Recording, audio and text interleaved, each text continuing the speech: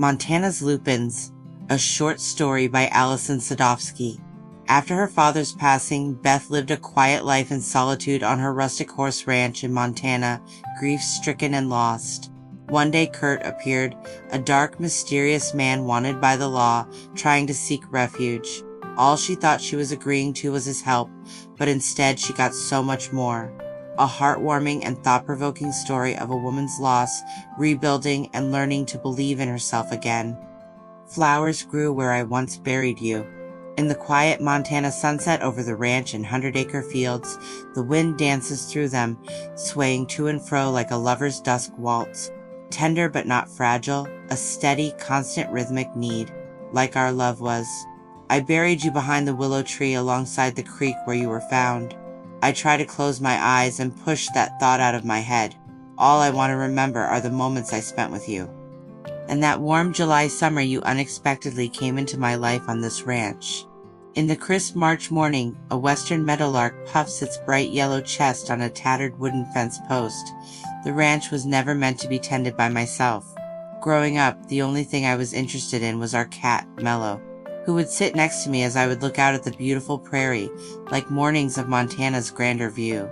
I rode the horses Daddy cared for, but I was a little skittish at times from some unfortunate experiences. They looked so large and intimidating to me. I never wanted to look in their eyes too long, worrying they would see my intimidation. I was an only child, and Mama was already gone to heaven, so it was just Daddy and me on the ranch. I tried to help out as best as possible. Father wanted me to be a smart, educated woman. He saw me going to school, having friendships, getting a proper education, and having the world embrace me. But when Daddy got sick, my grief was so strong that I couldn't leave the ranch. I stayed on, slowly feeling like I was losing pieces of myself. I wasn't ready to stumble upon Kurt, unknown to me. He had been hiding in the stables, sheltering from a crime. He was wanted. It wasn't his fault, but he knew the police would not believe him. He was an outcast of society, looked upon as unwanted, an outlaw who didn't share the white lily skin that the townspeople had. His presence was quite a surprise to me. I was reluctant to keep him on. What if this man was truly dangerous? But as I stared into his face, I couldn't help but feel weakened at the knees.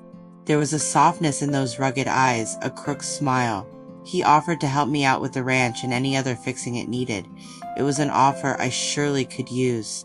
I took it upon myself to become an artist when I was young, always painting the beautiful landscapes Montana had to offer. Father would put my pieces in the local art shows. I became known around town as an artist with a new, fresh look.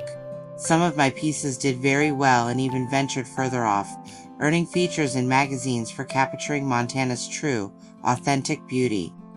So it was on one cooler night, while I was sitting by the fire reading my recent novel, that I looked up and saw you standing in the doorway. You wanted to thank me for giving you this refuge and told me how you appreciated talking with me, always in such an understanding and inviting way. Before I knew it, you were standing over me. I felt so small and vulnerable. I had to get you closer. I pulled you in. Our eyes flickered back and forth into each other's glance. You leaned in and kissed me. It was soft but firm. It was tender and moist. It sent a surge of energy all through my veins. We continued to lock together for what seemed like endless time. That night you lifted me up, laid me down softly on the bearskin rug, and made love to me as I had never felt before. Our bodies were one rhythm. Our breath was one motion. My heart felt pure love on that ranch. Just you and I, nothing else mattered in the world. I never knew what was to become in the next few days. If I had known, I would have fallen in love with you even before and spent more days in your arms in the moonlight. We spent our evenings sipping wine, talking about life and plans for our future. You encouraged me with your strong words about facing my fears and living a life I desired for myself. I expressed my growing love and appreciation for Kurt. I never wanted to let him go from my arms. He was exactly what I needed to heal. My strength was growing with his encouragement and my hopes for the life I had always wanted because of him. Beautiful mornings watching the sunrise, sitting by the creek, or bathing in the hot springs. You even helped me overcome my fear of horses, riding beside me, smiling, encouraging me to trust these gentle giants. endlessly riding off, happy and free. The blissful morning captured your smile, beautiful and trusting, filled with loving moments. As you placed your hand on mine while gently pulling my chin with the other to lean in for a warm, gentle kiss. The cast iron lay on the stove, waiting for the smell of eggs and bacon sizzling and filling our nostrils in the morning air. The coffee was brewing, and warm buttermilk honey biscuits drizzled with churned butter were ready on the table. I want to collect the service berries growing on the shrubs by the creek line. It'll only take me a moment, my love. I want to give you the best tasting breakfast I know. You gave me a playful hug, and I told you how sweet you were. As I watched him ride away on his favorite gelding, his horse's hooves steadily trotting off into the distance. The morning eventually turned into mid-afternoon. I sat on the porch swing, gazing out into the distance, anticipating Kurt's return, with a proud smile on his face as he grasped our sweet morning treat. But he never came. The hollow, empty fields began to stir in the distance, and worry started to creep in. It was an eerie feeling. With that, I grabbed my Mari Jenny, whom I had grown to love, playful and sweet. I gave her a gentle pat on her head and nudged her with my heel, holding the reins tightly as we set off to find out what had happened. My chest suddenly started to pound.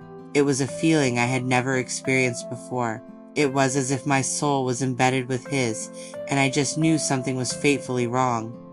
As I steadily rode, I passed by Kurt's horse lying on his side, whimpering, appearing injured, his right leg bleeding and raw. "Whoa, girl," I called out to Jenny and jumped off to his aid. I knelt by his side. "What happened, boy? Where's Kurt?" I whispered, petting his chocolate brown mane. I looked around frantically from side to side, swallowing what felt like the pit of my stomach.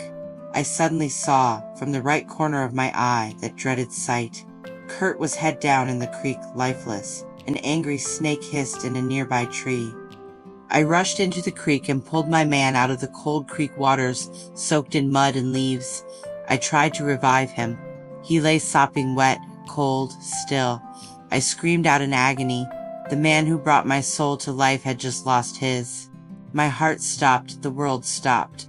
I swatted at the snake until it rushed off into the bushes. I gently pulled him behind the willow tree, and went back to the barn to get the items I needed to bury him. I was like a flatlined robot, filled with shock and immense grief. I spent what felt like hours laying my love to rest, throwing softened earth on top of him, covering up all that we had built, erasing a man that was hidden from the world. Our love's secret, but to me it was real. In the days that passed, his beloved horse was nursed back to health by a local vet in town. I moved around with pain so great I didn't know how I would survive. The morning sickness I felt became a daily occurrence, and I would have assumed it was my tremendous grief, but something told me it was more. I was with child. A piece of me now carried my Kurt inside. I had to pull myself together for this new life. He had taught me to be strong, to think for myself, and to love life again. I had to carry on for this new life that was growing in me day after day. Months passed by on the ranch.